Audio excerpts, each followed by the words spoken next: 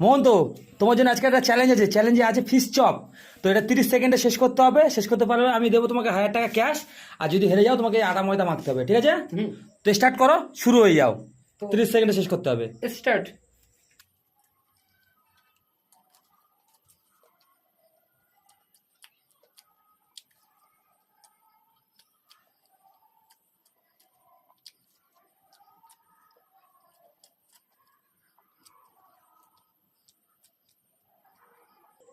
হ্যাঁ, এই দেখেছি।